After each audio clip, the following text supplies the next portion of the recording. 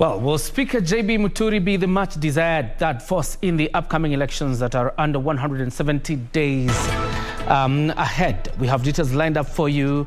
His glamorous launch of his presidential bid today under the DP party ticket. Also tonight, we speak about destitute girls and boys probably running away from the cut, or forced marriages, or hardship situations. And tonight in studio, we have Evelyn Nakora, who is the proprietor of Light of Life Rescue Center in Narok. And we'll be talking a bit about giving hope to destitute children who need help. And that is lined up for you later tonight. Welcome to Sunday Express. Let's have a look at the highlights.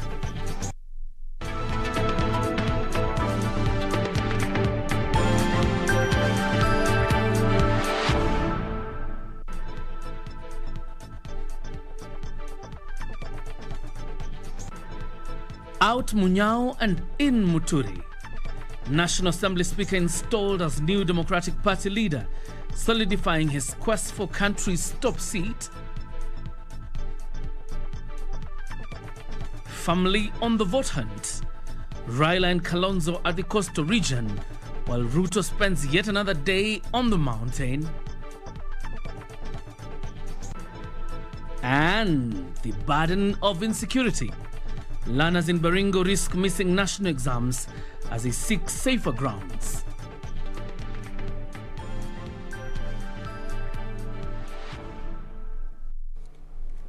Welcome to the broadcast. My name is John Jacob Kioria. Our sign language interpreter tonight is Byron Abuli. For the next 1 hour or so, let me inform you about what is happening around the country. To begin, National Assembly Speaker Justin Muturi has been installed as the new leader of the Democratic Party. Speaker Muturi, who is also the party's presidential candidate, was installed as the DP party leader in a national delegates conference after Joseph Munyao bequeathed the position. In his acceptance speech, Speaker Muturi said his main agenda, if elected president, will be to slay the ghost of corruption.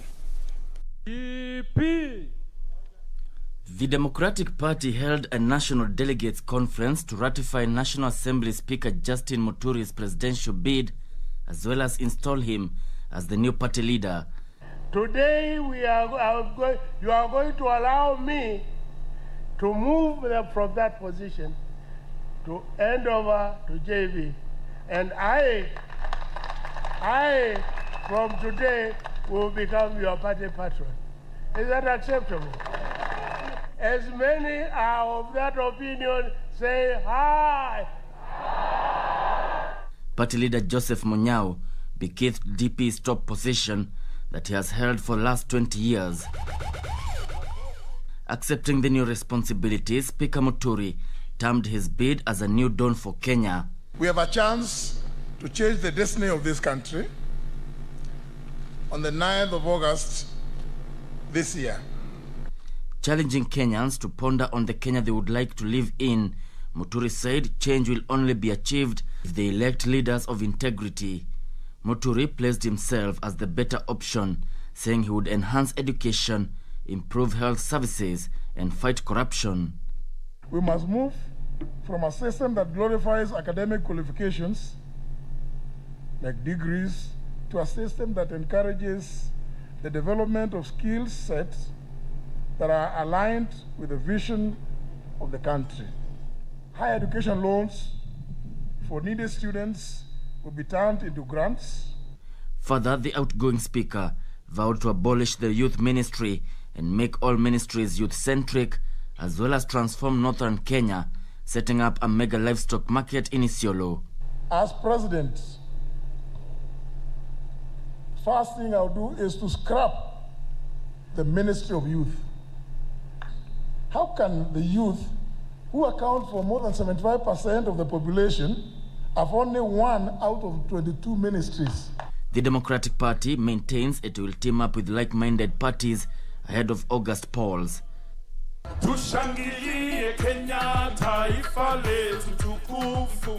Gisho Kiwashira, Sunday Express.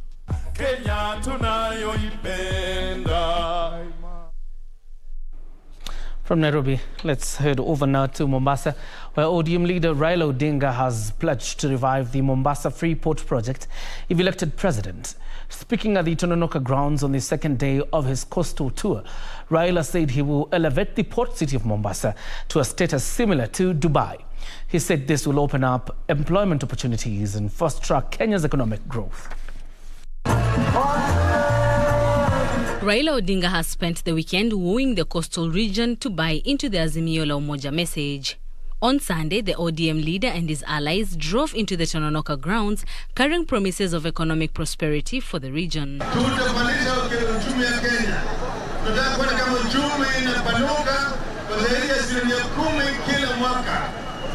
economic rate of growth will be more than 10% per annum, sustained for over 15 years.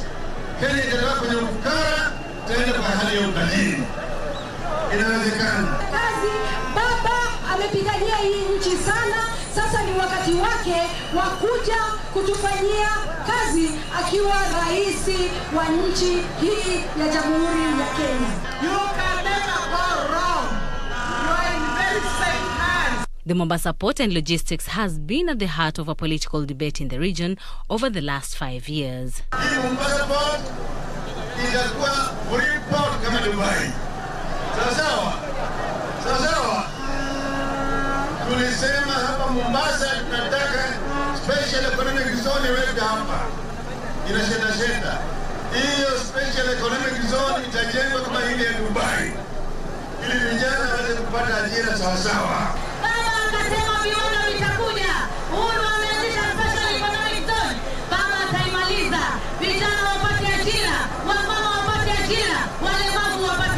Local politics also took center stage. Political differences between Mombasa gubernatorial candidates Suleiman Shahbal and Abdul Swamad Sharif played out. But Odinga urged his supporters to look at a bigger picture and the enormous task on the presidential ballot. Wote ni watu wa chungwa na watu wa Azimio. Sawa. Hataki kuona kama wafuasi wanapigana. Raila urged Mombasa residents not to be duped into the bottom-up economic model. Alisema kila kambi itakuwa na stadium ya kisasa. Modern stadium. Hiyo mnaona nini? Hiyo hadi yote amesahau sasa. Sasa anatoa hadi nyingine. Anasema sasa sio milioni 1 kazi, sio milioni 4. Sasa on Monday, Raila Odinga will take the Azimio la Umoja campaigns to Kwale County. For Sunday Express from Mombasa County, I am Ann Buru. Still in Mombasa, the One Kenya Alliance says it is best placed to give the country the leadership it deserves. Speaking in Mombasa County, Oka principals said they have what it takes to fight corruption and bring the much-needed economic transformation.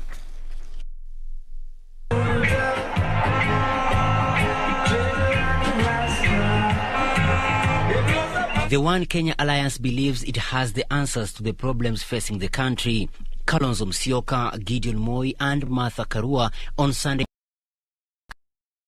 their competence going into the August general elections. Oka tukichukua serikali, ufisadi Kenya itakuwa jambo la historia. Na wizi wa mali ya umma.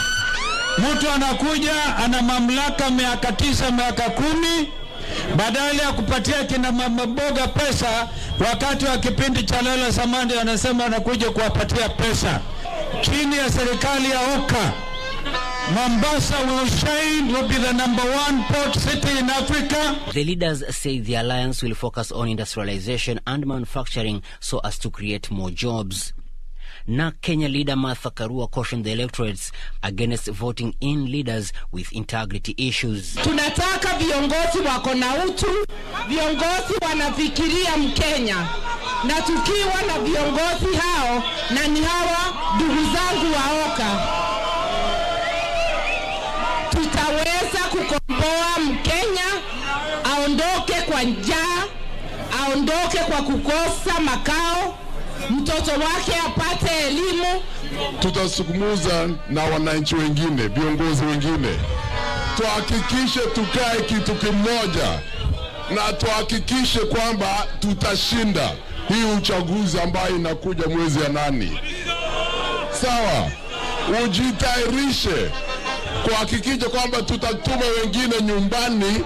The One Kenya Alliance was in Mombasa County, just a few kilometers from a rally convened by the Azimio la Umoja. Kalonzo and his allies urging the region to look beyond political parties and vote in personalities. For Sunday Express from Mombasa County, I'm Michael Mondiga. Let's head over to Meru, where Deputy President William Ruto has defended his bottom-up economic model, saying it seeks to empower Kenyans by injecting money to the low-income businesses. Speaking in Meru County, in the company of ANC leader Musalia Mudavadi and Ford Kenya's Moses Wetangula, the DP said poverty eradication is key in enhancing national unity. The Kenya Kwanza Alliance have camped in Meru County to woo supporters. Deputy President William Ruto, in the company of ANC leader Musalia Mudavadi and Ford Kenya's Moses Wetangula, attended a Sunday Mass at Maua Catholic Church in Meru's Igembe South before making several stopovers. Naweza kusema mbele iko sawa. Mbele iko sawa. Na sisi tunataka kuchukua serikali kwa sababu ya maslahi ya mwananchi wa kawaida. Wakati umefika tuseme hadithi imeisha. Hadithi imeisha. Tunataka serikali ambayo driver anajulikana. Kama mtu ni waziri wa kilimo, si waziri wa kusema nangojea kupata amri kutoka juu. Ruto said the campaign is centered on issues affecting Kenyans and is seeking to provide solutions under a bottom-up pesa mfukoni approach. Tumekubaliana tunaungana na hatuungani ili tuweze kufaidika kama viongozi. Hatuungani kwa vyeo na mamlaka na mambo ya katiba. Tunaungana kwa sababu tuko na agenda na tuko na mpango na tuko na plan ambayo ni ya wananchi wa taifa letu la Kenya. Na tumesema priority yetu number 1, vile tulikuwa tumepanga ndani ya Big 4, our priority number 1 ni kuweka bilioni 100 kupanga ajira ya hawa vijana wa Kenya. The DP also pledged to open up the Miraa market for the betterment of local farmers. Kipaumbele, our priority is to make sure the economic well-being of our nation comes as a priority before we discuss other issues to do with positions, sharing power, changing the constitution. Haya mambo yatangojea kidogo mpaka tutatue mambo ya uchumi. Na hapa Meru, hasa hapa Igembe, hakuna vile tunaweza kushughulikia uchumi bila ya kushughulikia uchumi wa miraa. Anasema tuungane, tuungane, tuungane, tuungane.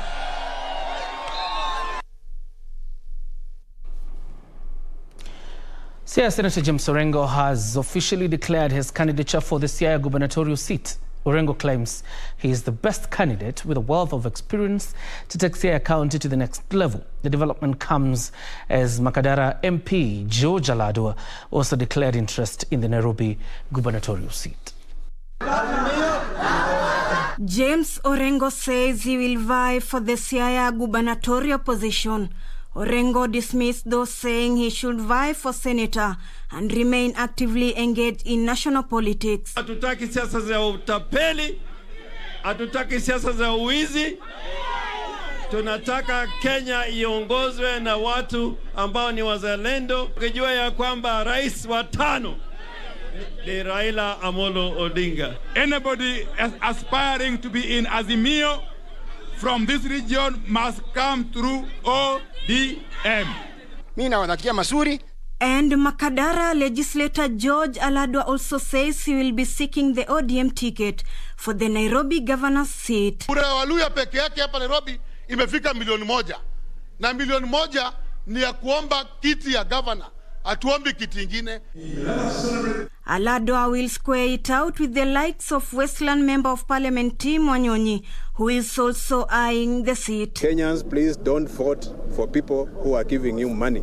Vote for people who have shown leadership and credibility and competency in their work. And that is why Tim Wanyonyi is offering himself. I meet the threshold. The men of God called on politicians to shun divisive politics and stop using the youth to cause chaos. Ninawaomba viongozi ubidini amani, na sisi tunaendelea kuombea nchi hii ili iwe na amani kila mahali. Ruth Wamboi for Sunday Express. Report by Ruth Wamboi takes us to a very fast breather on Sunday Express. Don't go too far. We're coming back with more news, including sports. And of course, later our interview with Evelyn Nakora from the Light of Life Rescue Center. Let's talk about giving hope to the destitute. That will come in a bit later. But for now, let's take that breather.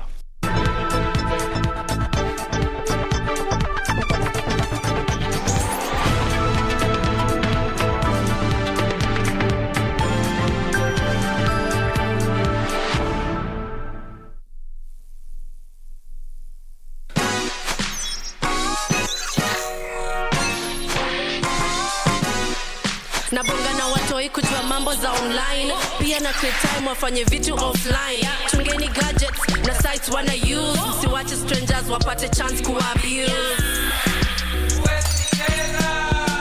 Nimeshindaje pesa kompe sija participate. Unadai info yangu na ikwe private say. Identity yangu haupati hautumi. Kitu zangu ni zangu na bado nitazishikilia. Una post story ati ni real news. Mimi sikuamini mpaka nione sasa hizo views. Una text online to me tunanifeel. Staki jokes mimi nitakureport for real.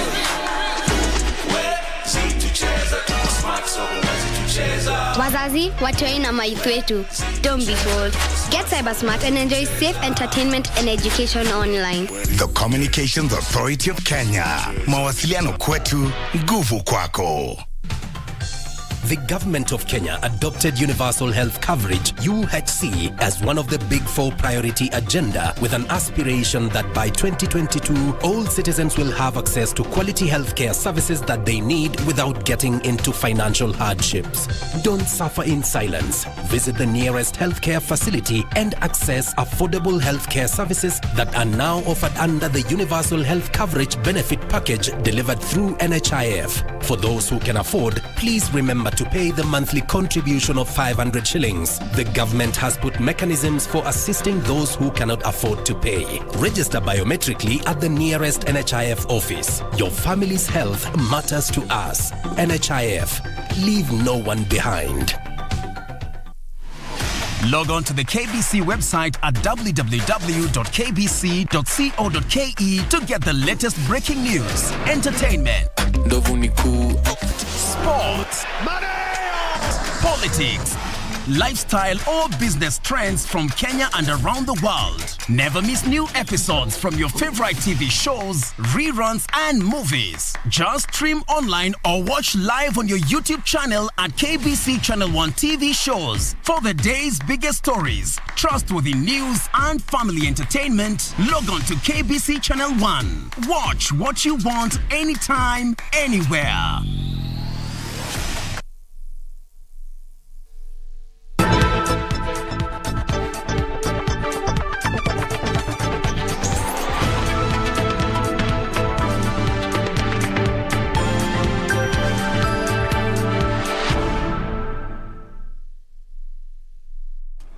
Welcome back. You're watching Sunday Express. You're live on YouTube, Facebook, as well as on Twitter.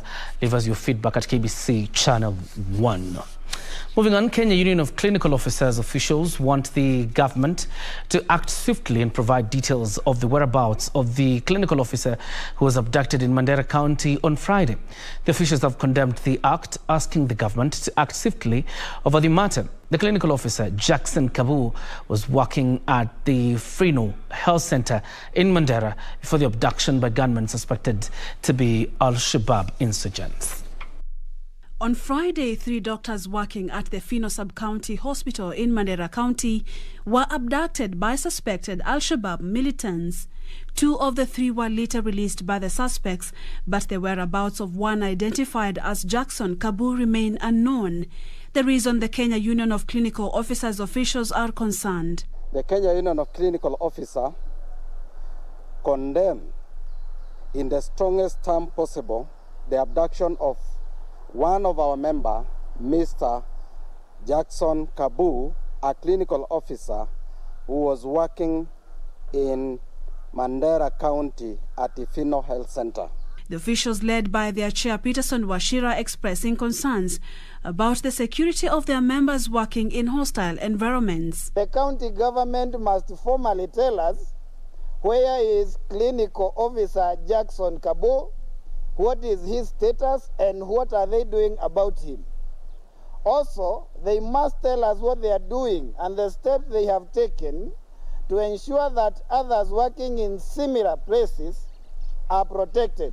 They want the government to allay fears of security concerns in these areas. It has been our expectation and that of the professional in this country working in this area that the government will ensure 24 hours security to guarantee continuity in service provision, especially in the essential services delivery without any fear. It is not the first time such incidents of health workers being kidnapped are being reported in Kenya. In 2021, the clinicians reported that 11 cases of missing health workers were brought to their attention, including the 2019 abduction of 2 Cuban doctors stationed in Mandera. Purity Museo, Sunday Express. And now President Uhuru Kenyatta has led Kenyans in condoling with the family and friends of Kenya's High Commissioner to Nigeria, Dr. Wilfred Gisuka Machage, who died on Saturday. Dr. Machage, who represented Kioria East in Parliament for 2 terms, collapsed and died at his home in Abuja, Nigeria. The president eulogized the late Machage as a seasoned politician, consummate diplomat, and a committed public servant who served the country with dedication. While leading the country in mourning the late Dr. Wilfred Machage, the president eulogized Dr. Machage as a selfless person who will be remembered for his contribution in public service, where he served for many years as a medical doctor, politician, cabinet minister, and diplomat. President Uhuru saying, as a politician, Dr. Machage was a relentless advocate of the interest of wananchi, especially Kioria and Migori residents, whom he represented in the National Assembly and Senate, respectively.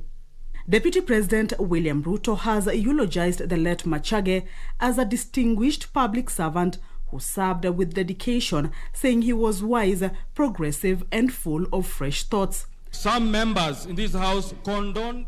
In his condolence message, ODM leader Raila Odinga described Ambassador Machage as a very diligent, passionate, and experienced politician and diplomat who served Kenya with undivided dedication and loyalty in a very important and strategic diplomatic station at the time of his death.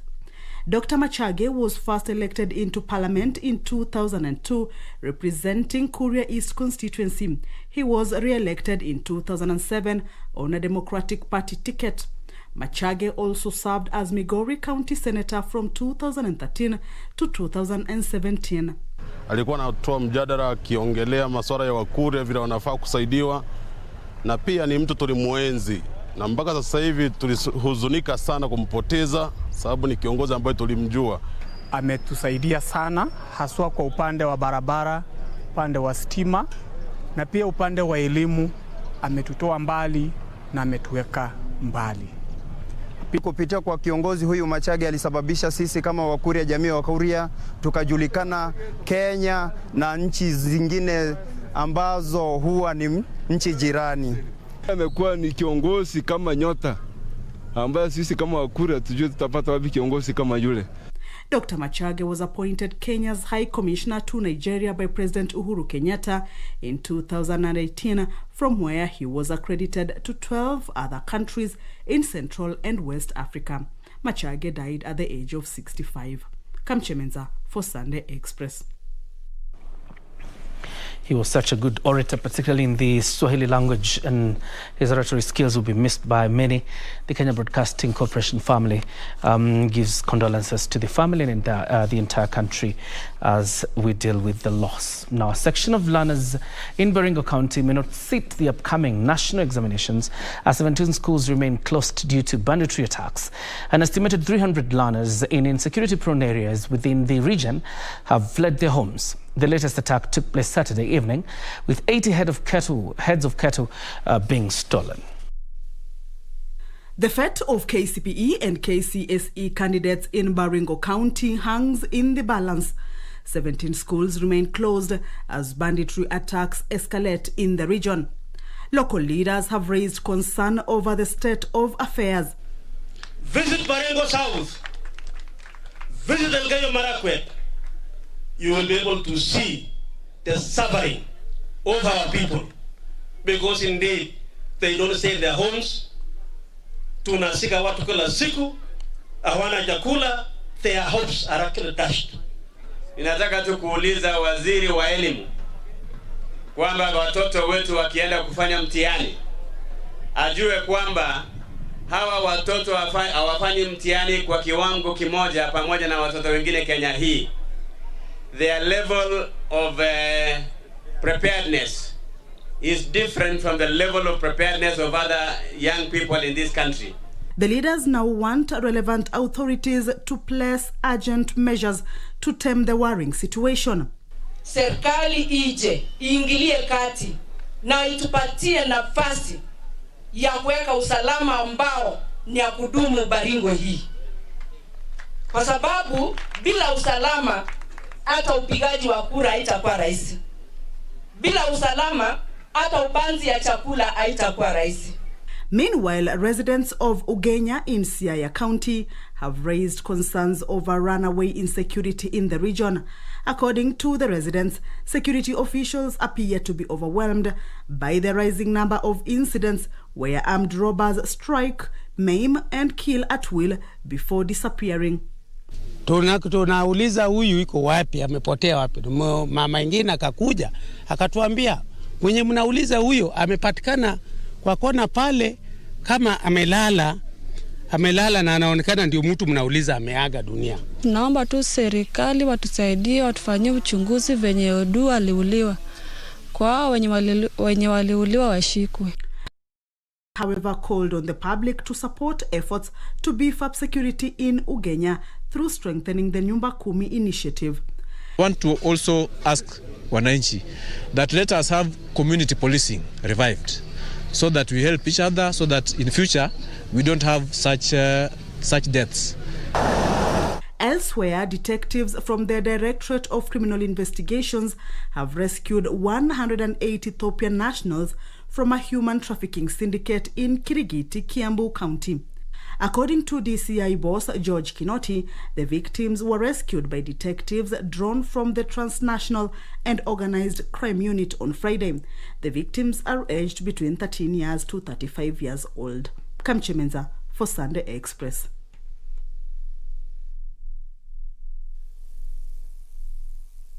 Linda familia na marafiki dhidi ya magonjwa.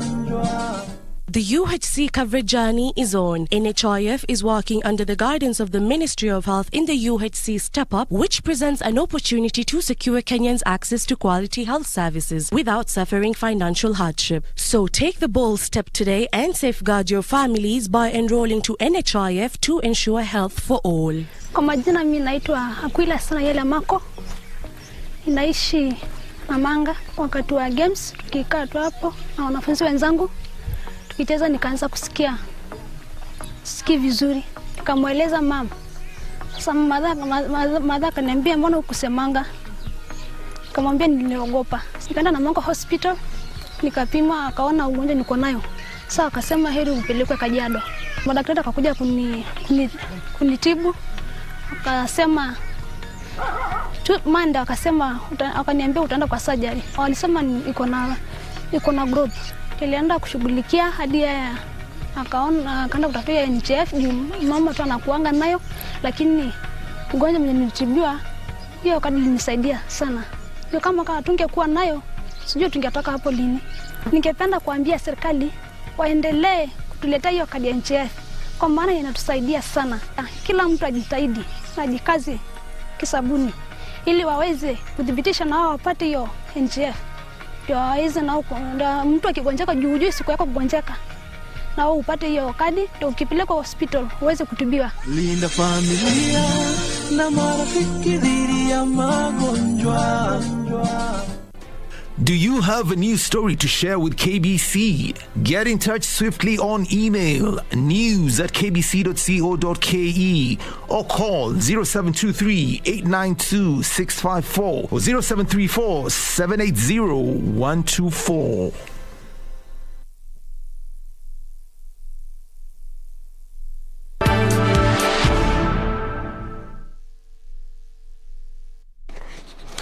Welcome back. You're watching Sunday Express. You may have seen, or at least heard about Jiko Okoa stove, but have ever wondered how this cooking appliance is manufactured? Nisi Manu now takes us behind the scenes for a glimpse of the making process of Jiko Okoa in our weekly series, The Process.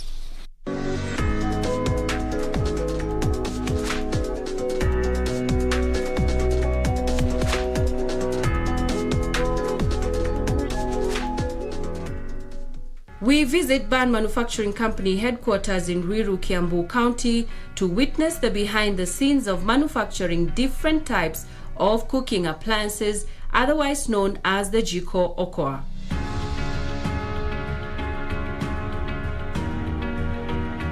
We start at the loading bay where all the raw material used is kept.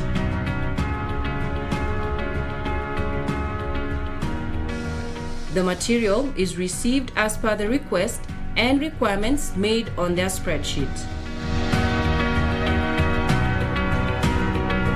The same then goes through a robust quality inspection process to validate the mechanical and chemical aspects. Once it's validated and good for use, we come up with a build plan, which is basically a plan for how you're going to cut the 8x4 sheets to become exactly what it will be in the product. The raw material is as diverse as the different products manufactured here, but mostly all from the steel family.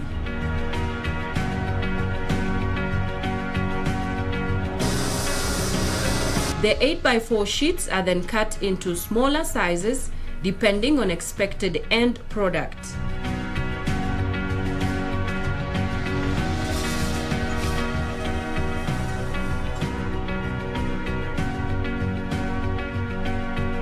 In the next stage, the pieces are designed to fit respective rolls.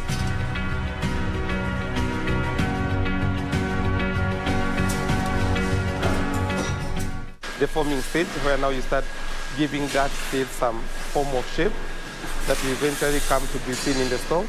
And once all the parts have been formed, then they go to the assembly section. Next, the parts are washed in soap and water, dried, and painted,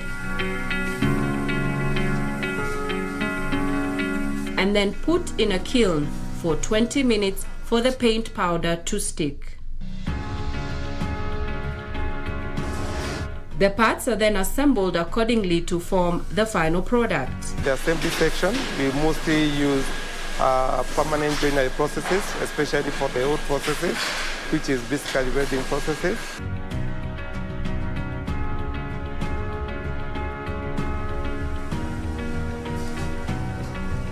Once the product has been put together,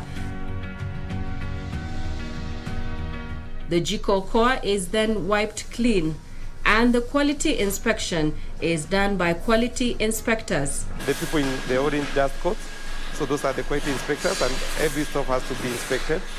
So they inspect for whether all the features are there, whether they have been put put together or assembled in the right way, and everything tallies as per the spec sheets that they have been provided. This enables for warranty requests or claims from customers, and for the company to be able to recall product when and as need arises. Once that is done, basically the stove is put into our online system, where real time you can be able to see exactly what is being built. And there you have it. Reporting from Ruiru in Kiambu County, I'm Nisi Imano.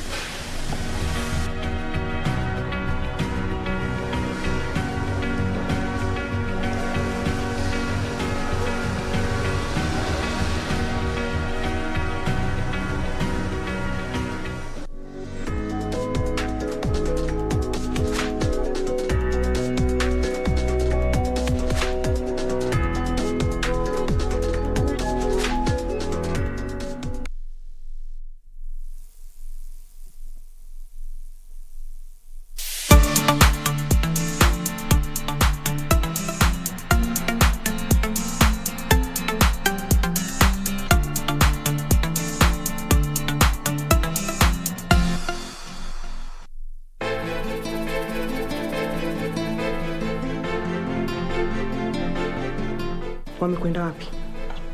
Mama, sijui hata kabisa. Sikuona wakiondoka na wala hawakuniaga. Message gani hizo unazotumia leo? Maya, calm down. Calm down nini? Hauniamini leo? Maya, mimi hivi sasa sina uhusiano na Kate wala shughuli zake. Hakuna kwenda kijijini. Mama, mimi lazima niende. Kwa kunisomea ndo nguvu yako. Kwa hivyo wewe endelea tu.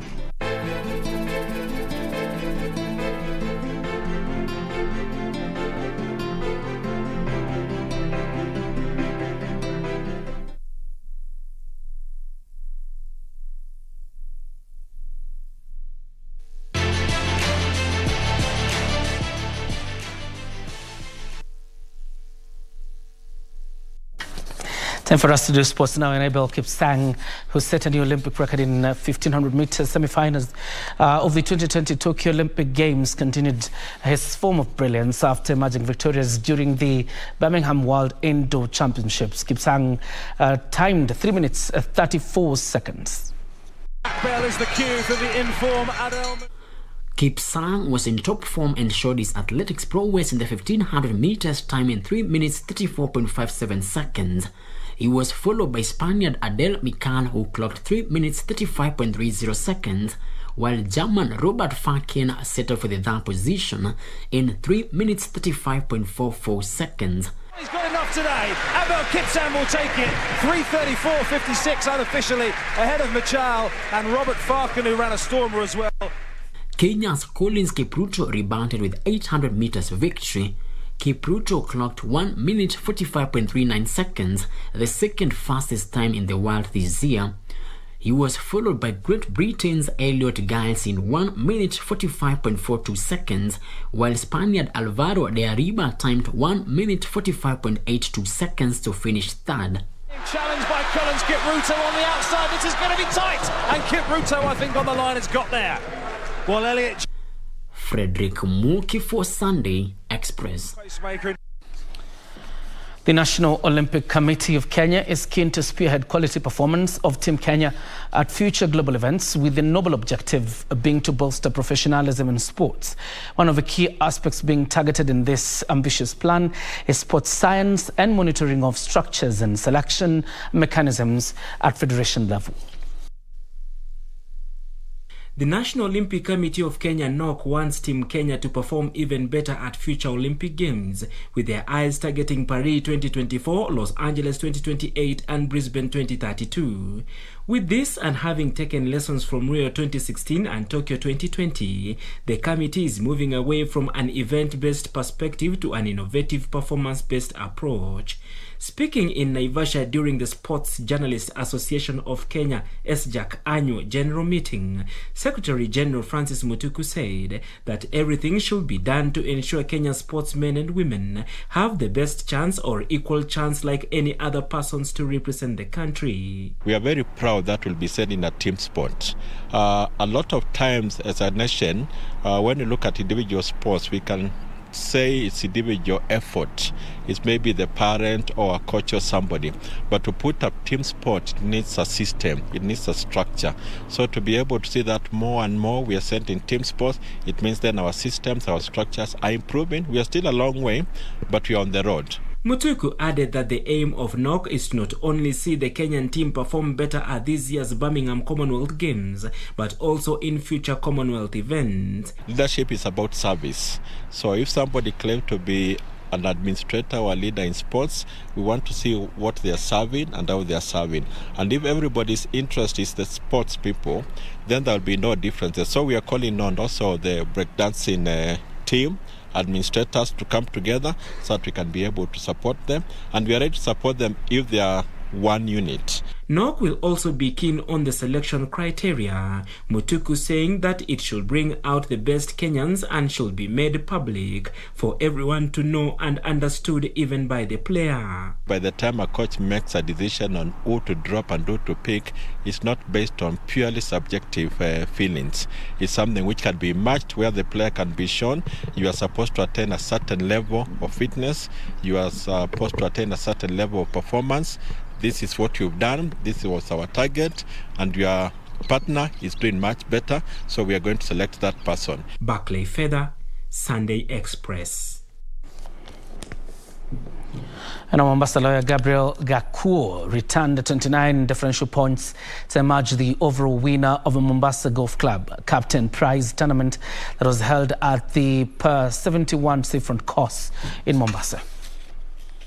Gakuo was awarded a Kenya Airways return ticket to any destination in East Africa and also received a golf bag for his effort.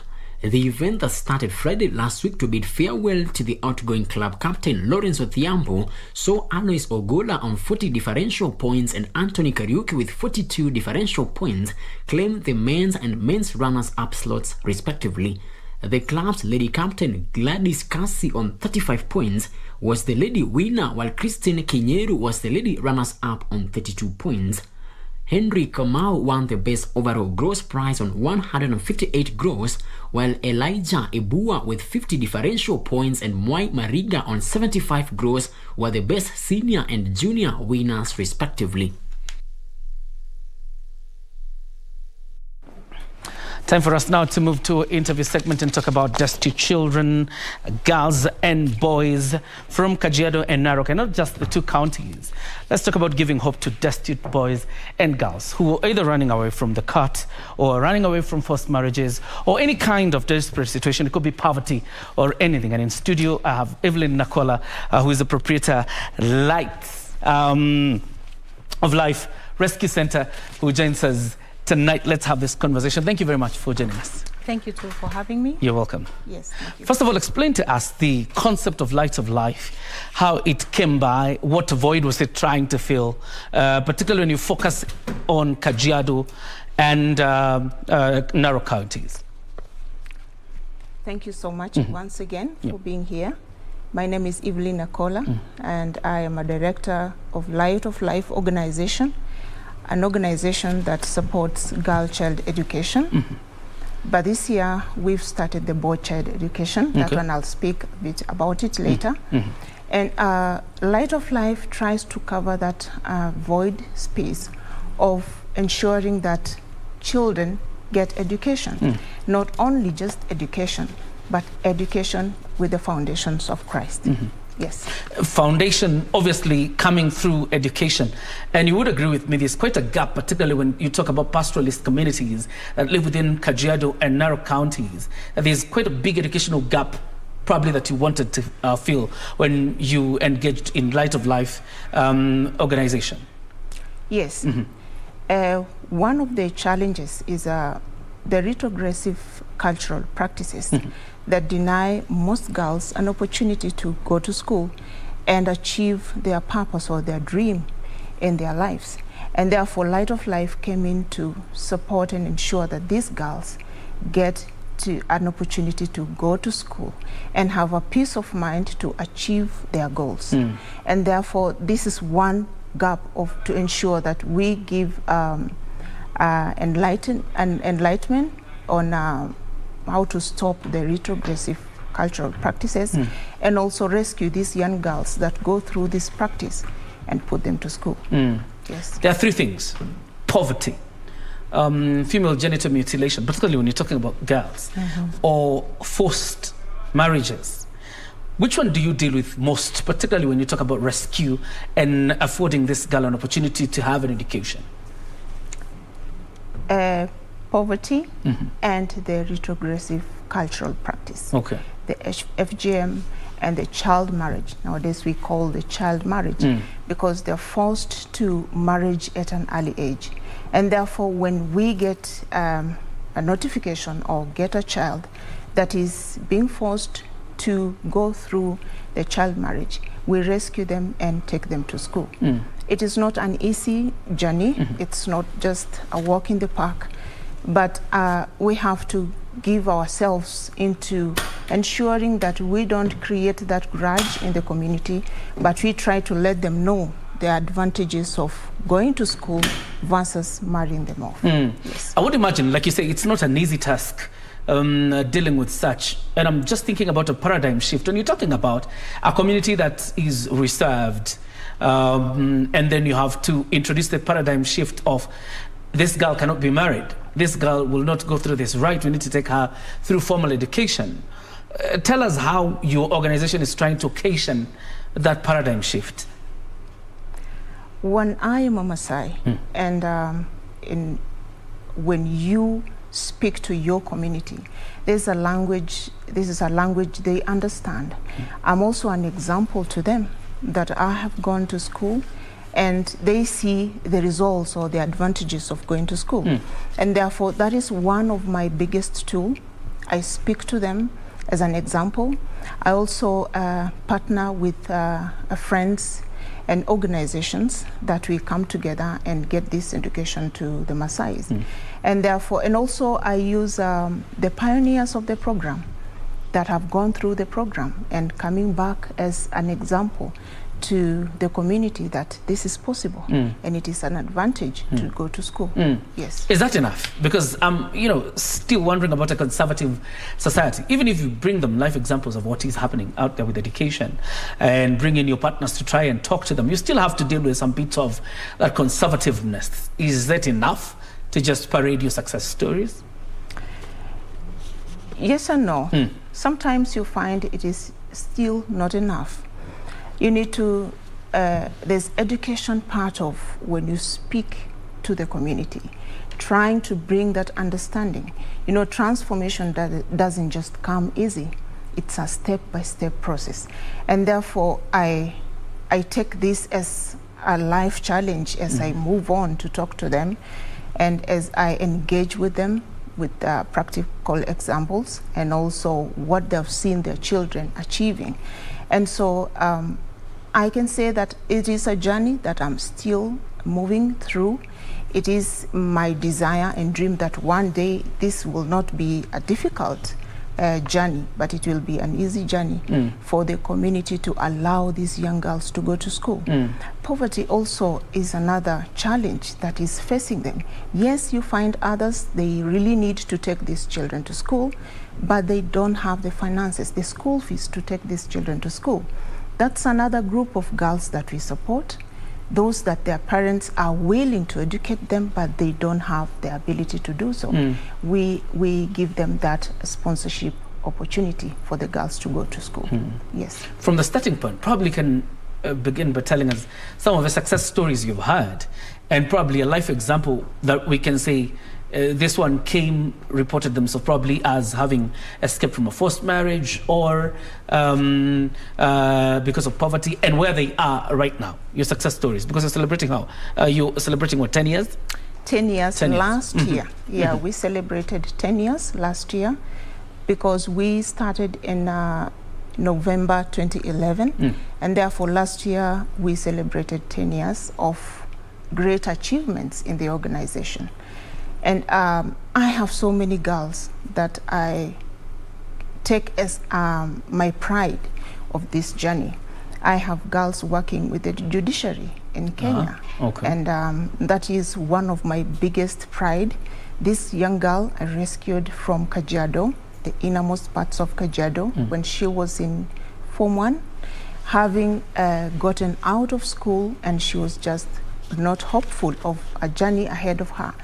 And working with her slowly, it was not also easy for her, but she had to put an effort on her side. She is now one of my girls that I am proud of. I don't know if I should give her name. Just go ahead. Her name is Toti Kileo, and I am happy for her wherever you are. I am proud of you. And many other girls. We have like Sylvia, who is working with the NTSA today. We have others at in the vernacular radio stations. And also I have bazaars in schools that I have girls, the schools that my girls are studying it right now. We have pioneer girls that are working as bazaars in those schools and secretaries. Yes. When you talk about Kajiado and Narok, where these programs are, most people would assume these things, the three problems you're talking about, are largely about natives of Kajiado and Narok. You have migrant communities in Narok and Kajiado. Have you had instances of where those migrant communities are either practicing early marriages or FGM, or even girls coming to you because they don't have means of educating themselves? Yes, that's a good question. Thank you for asking. I have girls from Marsabit County. I have girls from Kisii community. I have girls from the Kikuyu community that not only face the cult or the cultural practices, but girls that are in the same county but need help.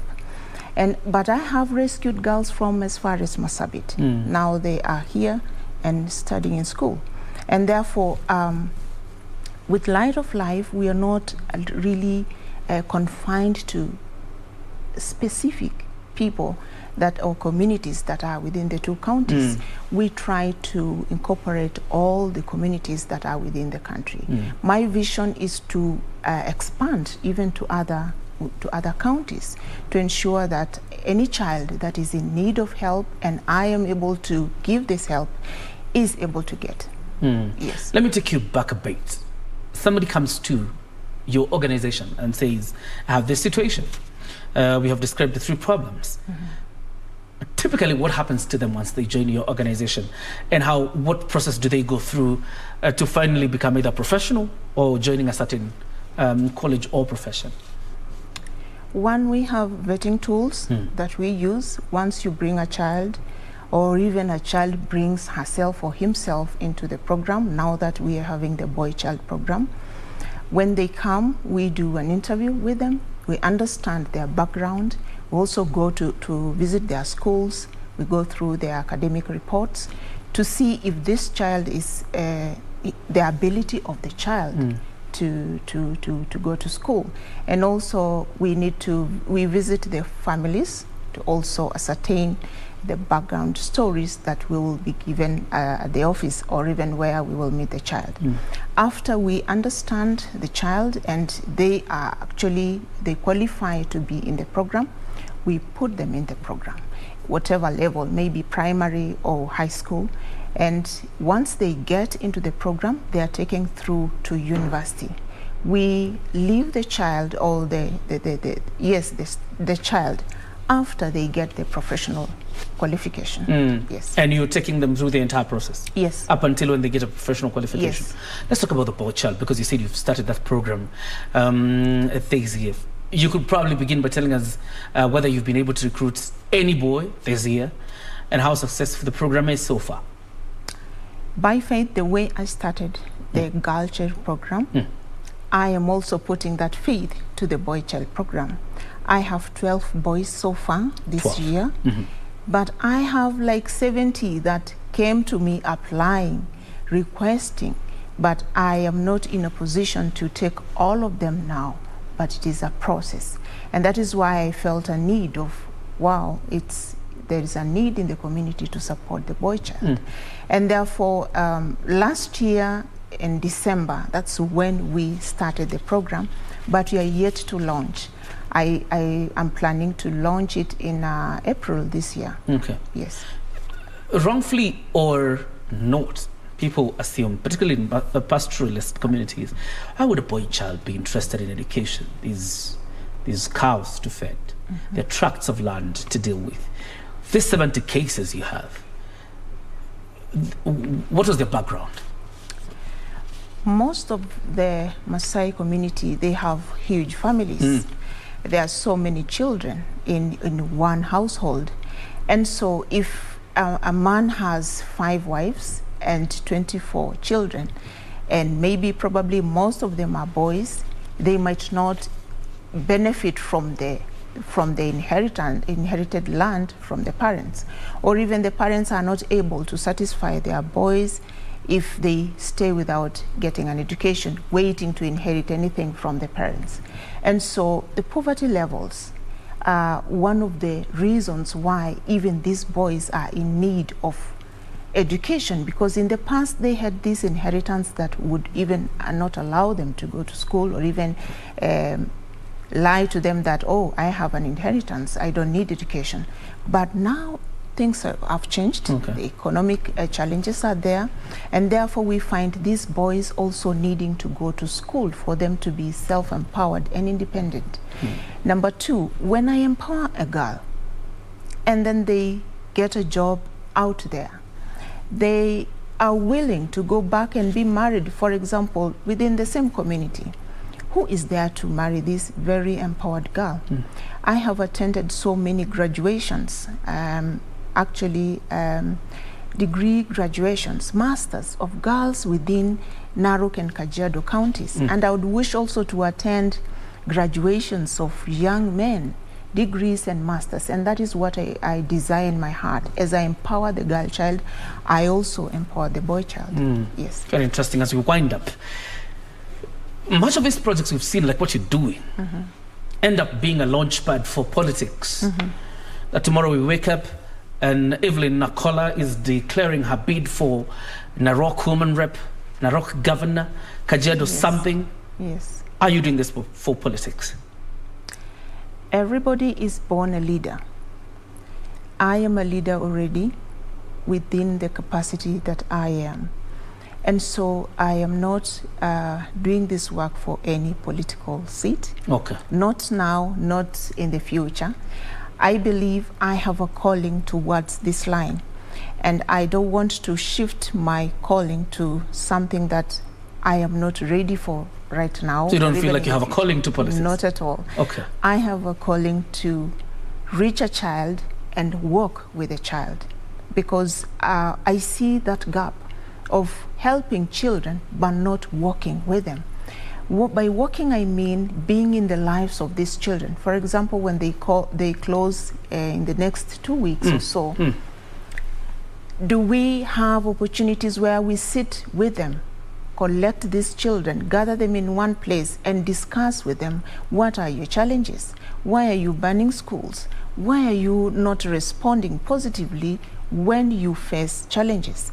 I hear from them so much when I sit with them. There are over 270, but I create a circle and be among them. I sit down like last December to hear what is in them, and even also to give them a word when they go to school. They remember my word as they study. And therefore, I believe that one to be one of my tools, working with any child that I impact. So why are you passionate about it? I am passionate about it because someone worked with me. Okay. When I got, after high school, my parents wouldn't really take me through university. And I went to Kabarak University.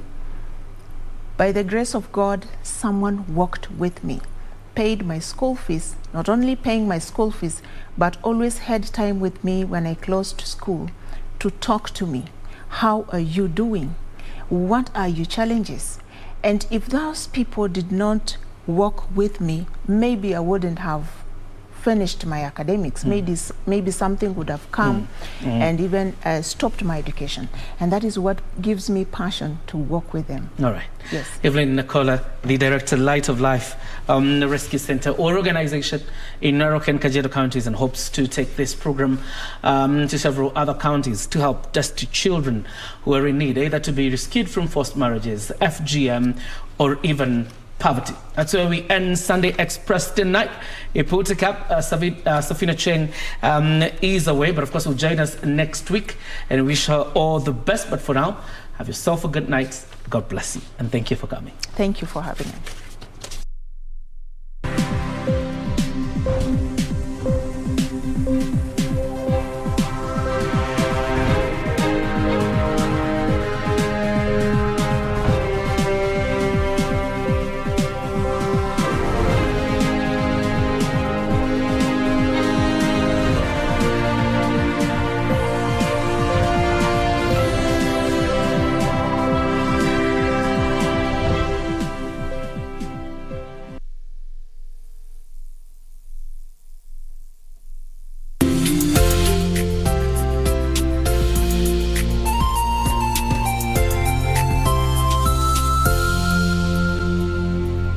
To get John chapter 6 verse 35 as your skiza tune, dial star 812 star 498 hash.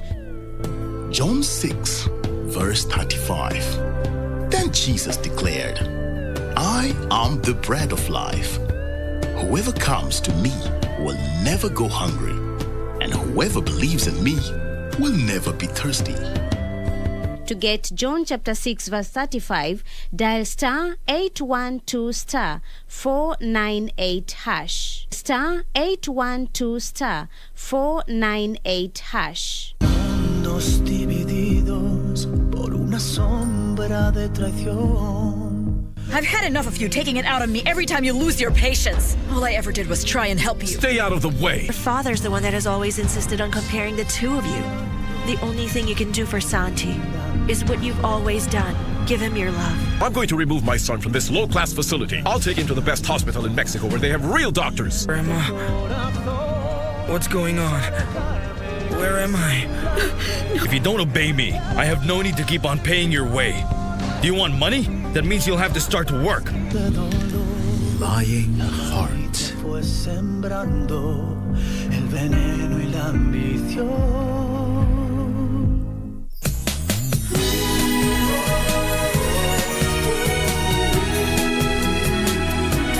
Just wait for me in the restaurant, okay? Oh. Aren't you afraid she's gonna catch us? What are we gonna do? Oh my. I'm so sorry. I'll go take care of it ASAP and come back as early as I can, okay? All women believe their husbands are loyal to them. They just won't admit it, even if there's proof. I wonder what makes you trust him so much. A lady asked us to dry clean it immediately. She told us to send it to 2622. I saw him talking with another woman. They were picking out wedding rings.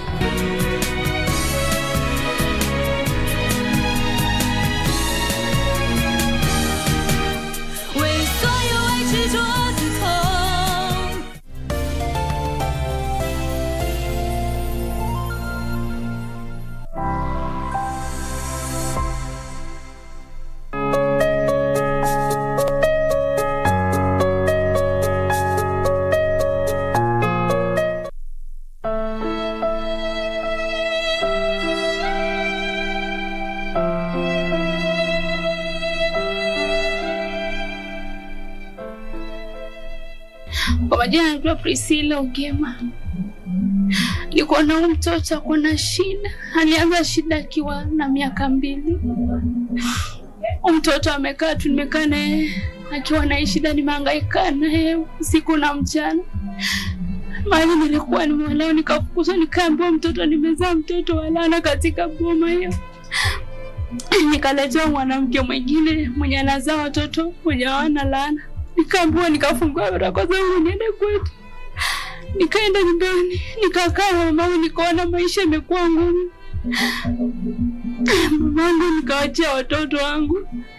Nikakuja Nairobi nikatafuta kazi ya nyumba nikafanya. Mamangu akapitia mengi akatusiwa. Anatusiwa msichana wako amekuletea mtoto wa laana, anafura mwili. Huyu mtoto atambukizia wetu. Watu walisema ni mtoto wa laana. Mbona walisema hivyo? Aliniambia mbona kwa familia kuna mtoto mwenye afura ile. Mbona mtoto wangu tu anafura. Mungu alipitia uchungu. Yule mtoto alikuwa anatusiwa hadi mpaka alikufa tu.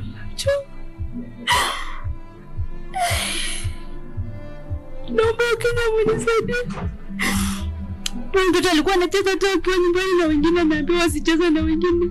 Na utusiwe ni kichwa kubwa. Mpaka mtoto alikuwa amejitenga kando. Last year nilizika mama, nilienda nikachukua nikazika mama, nikarudi nikachukua nikakuja nao Nairobi.